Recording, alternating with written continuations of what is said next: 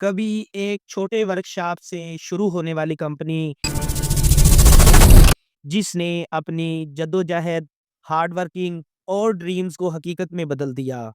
ये स्टोरी है हुंडई की। हुंडई ने मुश्किलात का सामना किया, जद्दोजहद की और आज दुनिया की सबसे बड़ी कार कंपनियों में शामिल हो गई है। ये सिर्फ एक सफ़र नहीं, बल्कि एक एग्ज़ाम्पल है कि मेहनत कैसे कामयाबी में बदलती है। आइए जानते हैं हुंडई की इस इंस्पायरिंग जद्दोजहद, इसके चैलेंजेस और वो राज़ जो इसे सबसे यूनिक बनाते हैं।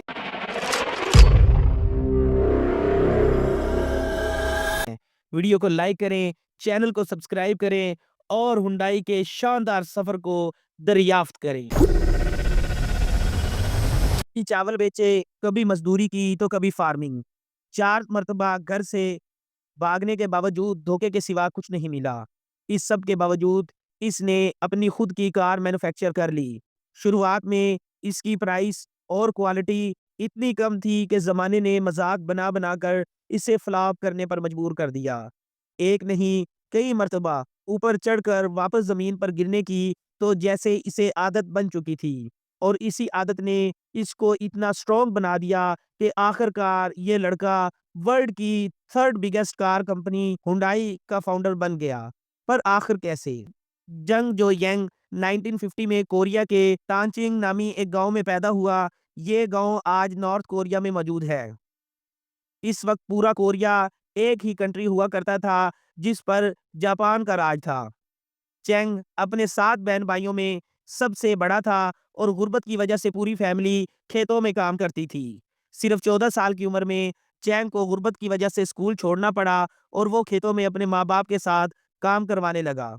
वो पूरा दिन खेतों में काम करता, लेकिन पैसे इतने ही कमा पाता कि काम करने के बावजूद भी कई दिन इसे भूखा सोना पड़ता। इस सिचुएशन ने इसको सोचने पर मजबूर कर दिया, क्या वो सारी ज़िंदगी इसी हालत में गुज़ारेगा? वो अपनी ज़िंदगी से फेड अप हो चुका था और अल्टीमेटली वो घर से भागकर 100 किलोमीटर दूर कोवोन सिटी में चला गया। वहाँ जाकर इसने कंस्ट्रक्शन वर्कर्स के साथ मज़दूरी शुरू कर दी। वो बहुत मेहनत करता, लेकिन पैसे कम कमाता। पर इस सिचुएशन में वो बहुत ज़्यादा खुश था, क्योंकि एक तो जो पैसा वो कमा रहा था, वो सिर्फ़ अकेला खर्च करता था और दूसरा ये कि अब वो आज़ाद हो चुका था, लेकिन ये आज़ादी सिर्फ़ 2 ही महीने चल सकी। इसके माँ-बाप जो इसको तलाश कर रहे थे, कोवोन आ पहुँचे और इसे ढूँढ कर वापस गाँव ले गए। जंग की ज़िंदगी में पहली बार जो खुशी आई थी, वो छीन कर इसे दोबारा खेतों में काम करने के लिए भेज दिया। और जंग अब शहर का मज़ा चख चुका था, वो किसी भी सूरत दोबारा गाँव या खेतों वाली ज़िंदगी गुज़ारना नहीं चाहता था। इसके बाद इसने दोबारा फिर से भागने की कोशिश की, मगर वो पकड़ा गया और वापस गाँव में आकर काम करने लगा। 1 साल ऐसा हुआ कि फसल बहुत कम हुई और पूरे विलेज में खुराक की शॉर्टेज हो गई। नौबत यहाँ तक आ गई कि कई-कई दिन तक भूखा रहना पड़ता। जंग ने सोचा कि अब बहुत हो चुका, वो यहाँ किसी सूरत नहीं रहेगा। अब वो चौथी बार घर से भागने की प्लानिंग करने लगा और इस बार ये इसकी आखिरी कोशिश थी। अब वो भागकर सोल सिटी पहुँच गया, जो आज के साउथ कोरिया का कैपिटल है। इसने तो जैसे अपनी ज़िंदगी का मकसद ही बना लिया था कि गाँव छोड़कर शहर में बसना है, फिर बेशक कोई भी काम करना पड़े। बड़े सोल सिटी में आने के बाद इसने कोई काम नहीं छोड़ा, कंस्ट्रक्शन के काम में मज़दूरी की, फैक्ट्री में मज़दूरी की, यहाँ तक कि साफ-सफाई का भी काम किया। इसमें एक खूबी थी कि वो जो भी काम करता था, बहुत मेहनत से दिल लगाकर करता था। कुछ अरसे बाद इसको एक चावल की शॉप पर डिलीवरी करने की जॉब मिली। अब वो लोगों के घरों में साइकिल पर बैठकर डिलीवरी करने लगा और इसकी वजह से दुकान की सेल बढ़ गई और दुकान के मालिक ने खुश होकर जंग को दुकान का मैनेजर बना दिया और ये इसकी पहली जॉब थी जिसमें इसे किसी किस्म की मजदूरी नहीं करनी पड़ी और देखते ही देखते इसने दुकान की सेल्स को काफ़ी बूस्ट कर दिया। इसी बीच दुकान का मालिक बीमार हो गया और वो दुकान चलाने के काबिल ना रहा। इसने थोड़ी-सी कीमत में जंग को अपनी दुकान बेच दी और खेतों में काम करने वाला 4 बार घर से भागा हुआ लड़का सिर्फ 22 साल की एज में अपनी दुकान का मालिक बन गया। इसने अपनी शॉप पर बहुत हार्ड वर्क किया और कुछ ही अरसे में इसकी चावल की शॉप इलाके की सबसे बेहतरीन दुकान समझी जाने लगी। वो बहुत खुश था। इसी दौरान एक वाक़या हुआ और इसकी छोटी-सी ये खुशी वापस गम में बदलने लगी। 7 जुलाई 1937 को जापान का एक सिपाही मार्को पोलो ब्रिज के करीब कहीं गायब हो गया और इसको ढूँढने के लिए जापानीज़ सोल्जर ने चाइना में इसको ढूँढने की परमिशन माँगी। लेकिन जब चाइना ने इनको परमिशन देने से इनकार कर दिया, तो दोनों में झड़प शुरू हो गई, जिसको इतिहास में सेकंड साइनो जापानीज़ वॉर कहा जाता है।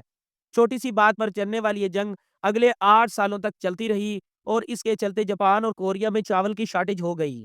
अब क्योंकि कोरिया में भी इस वक़्त जापानीज़ इंपीरियल आर्मी का कब्ज़ा था, इसी वजह से जापानीज़ सरकार ने पूरे जापान और कोरिया में चावल की शॉप्स को अपने कब्ज़े में ले लिया, ताकि शॉर्टेज को पूरा किया जा सके। इन स्टोर्स में जंग का राइस स्टोर भी शामिल था और अब वो एक बार फिर से बेरोज़गार हो गया। इसकी 2 सालों की मेहनत, इसकी जमा पूँजी सब कुछ ज़ीरो से मल्टीप्लाई हो गई। पर जंग ने हार नहीं मानी। इसने अब कोई ऐसा काम तलाश करने की कोशिश की, जिस पर जापानीज़ आर्मी कब्ज़ा ना कर पाए। इसने काफ़ी सारे आइडियाज़ शॉर्टलिस्ट किए और फाइनली इसने एक कार रिपेयरिंग शॉप खोलने का इरादा किया। पर इसमें प्रॉब्लम ये थी कि अब जंग के पास ये काम स्टार्ट करने के लिए थोड़े से भी पैसे नहीं थे। इसने 3000 वॉन का लोन लिया और एडो सर्विस गैराज के नाम से एक नया बिज़नेस स्टार्ट किया। पर जैसे इसने सोचा था, इसका बिल्कुल ही उल्ट हुआ। मुसीबत आने से पहले पूछती नहीं है।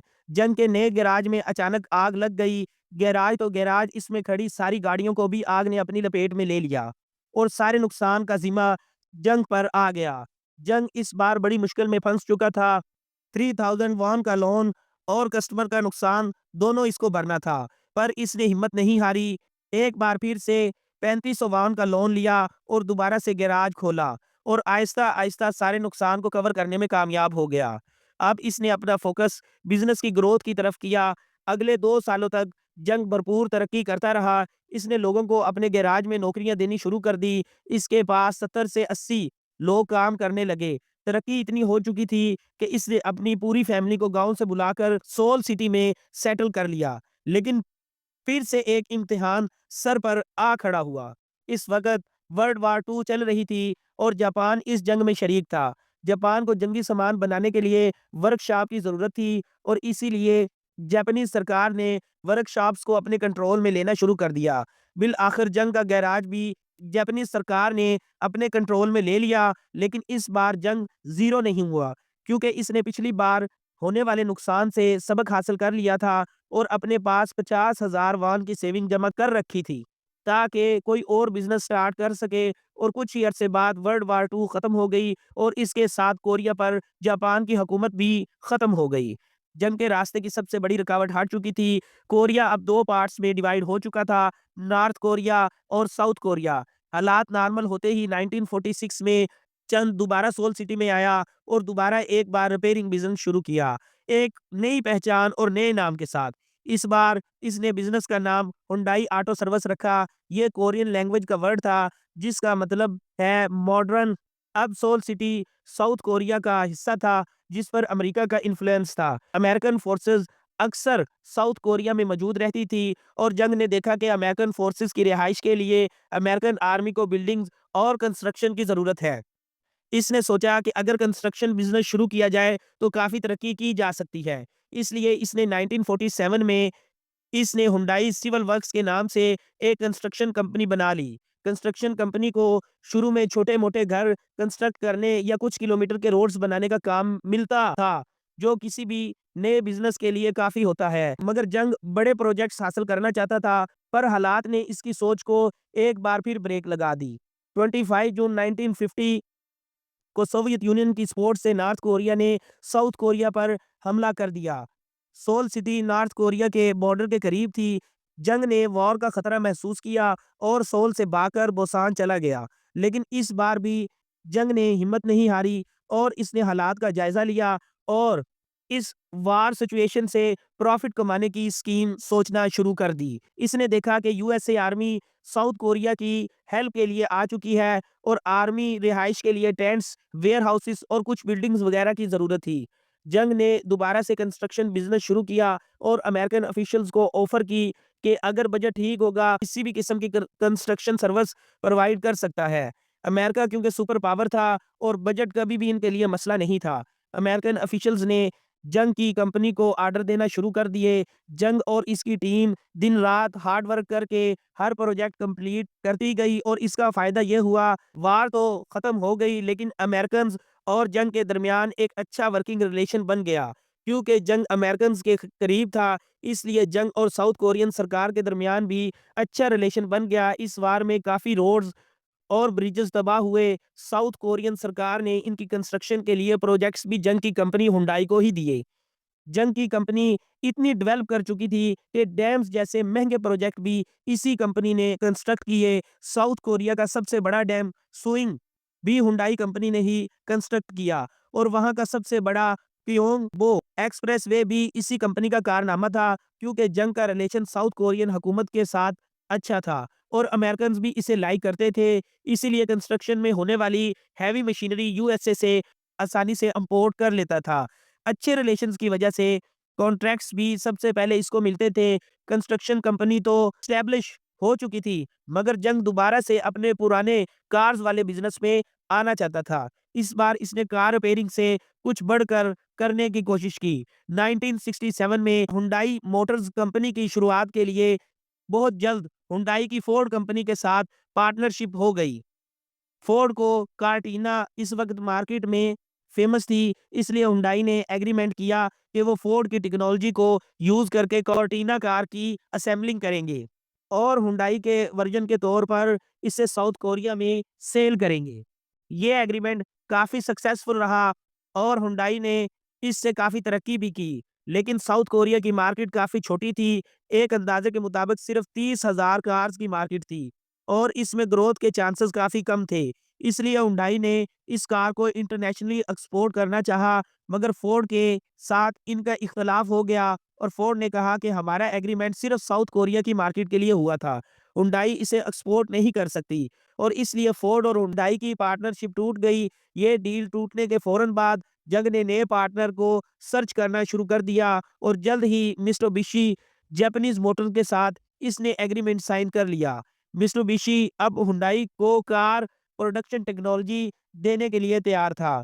इस डील के बाद हुंडई ने पहली बार कार प्रोड्यूस की जिसे हुंडई पोनी का नाम दिया गया। इस कार की कीमत बहुत कम थी, पर इसकी प्राइस ही थी जिसकी वजह से हुंडई पोनी मार्केट में फेमस हो गई और देखते ही देखते इसने हुंडई को साउथ कोरिया की सबसे बड़ी कार कंपनी बना डाला।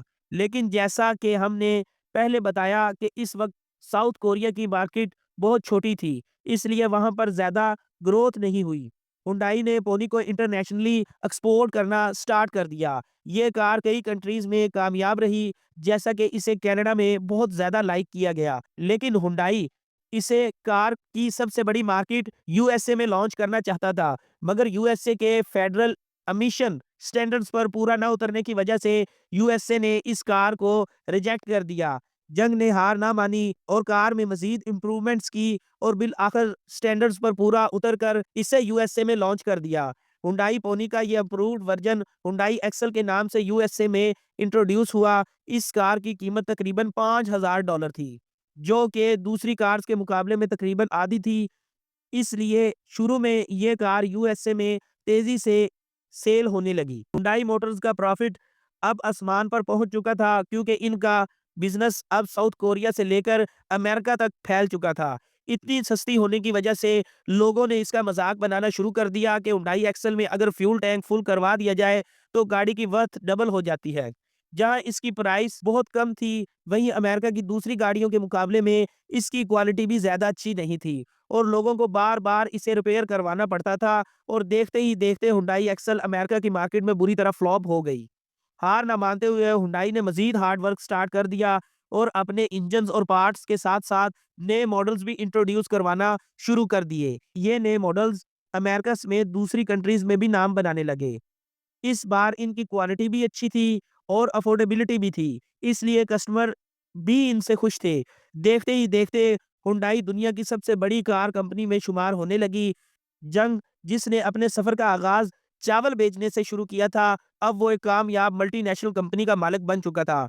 बुढ़ापे की वजह से इसकी हेल्थ अब वैसी नहीं रही, इसलिए इसने रिटायरमेंट लेकर कंपनी अपने बेटों के हवाले कर दी। 2001 में जग की डेथ हो गई और इसने अपने पीछे दुनिया की तीसरी बड़ी कार मैन्युफैक्चरिंग कंपनी को छोड़ा। लेकिन हुंडई से रिलेटेड कुछ हकीकतें हैं जो अब शायद आपको पहले मालूम ना हो। हुंडई का लोगो हुंडई के सबसे पहले कैरेक्टर एच को ज़ाहिर नहीं करता, बल्कि ये 2 आदमी हैं जो एक-दूसरे से हाथ मिला रहे हैं। एक कंपनी का रिप्रेजेंटेटिव और दूसरा सैटिस्फाइड कस्टमर। अल्सान में मौजूद हुंडई का मैन्युफैक्चरिंग प्लांट दुनिया का सबसे बड़ा प्लांट है, जिसमें सालाना 15 लाख गाड़ियां प्रोड्यूस हो सकती हैं और वर्ल्ड वाइड हुंडई साल में 60 लाख से ज़्यादा गाड़ियों को प्रोड्यूस करता है। ये स्टोरी हमें सिखाती है कि नाकामी, मुश्किलात और हालात का बुरा होना कामयाबी के रास्ते की रुकावट नहीं, बल्कि इनके ज़रिए आप और भी स्ट्रॉन्ग बन सकते हैं। जंग की ज़िंदगी हमें यह सबक देती है कि ख्वाब देखने और इनकी तामीर के लिए मुस्तकबिल मज़ाजी, मेहनत और हौसला सबसे ज़रूरी अनासर है। तो नाज़रीन, आपके ख्वाब कितने बड़े हैं, इनके पीछे आपकी मेहनत कितनी है, फ़ैसला आपका है। कमेंट सेक्शन में ज़रूर लिखिएगा और चैनल को लाइक और सब्सक्राइब करना मत भूलिएगा।